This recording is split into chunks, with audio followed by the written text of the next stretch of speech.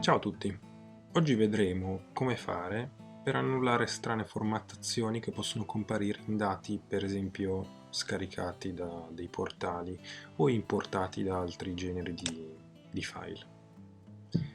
Qui vediamo questa colonna con un numero di ID per delle spedizioni. Compare un messaggio che dice che il testo è memorizzato come testo o preceduto da un apostrofo.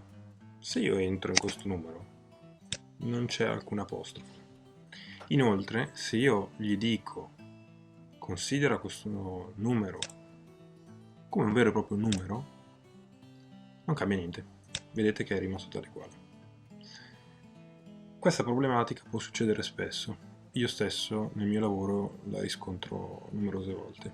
Come fare per risolverla? Semplicissimo.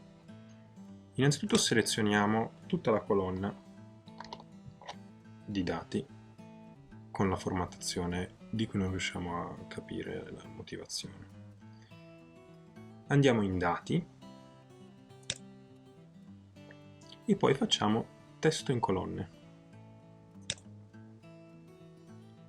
Facciamo fine senza dare nessuna specifica. Vedete che il testo di queste celle si è spostato sulla destra e il simbolino di errore è sparito. Qua sono comparse delle virgole, dei numeri decimali, perché io gli avevo dato come impostazione di cella quella di numero. In ogni caso abbiamo risolto il problema. Questa operazione, adesso io torno indietro, può essere fatta molto velocemente con una shortcut da tastiera, che vi ho anche scritto qua.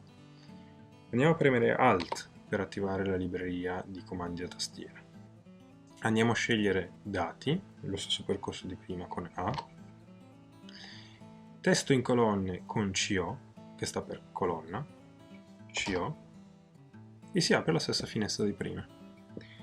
Per scorrere fino alla fine e dargli l'ok, premiamo 3 volte invio, 1, 2, 3.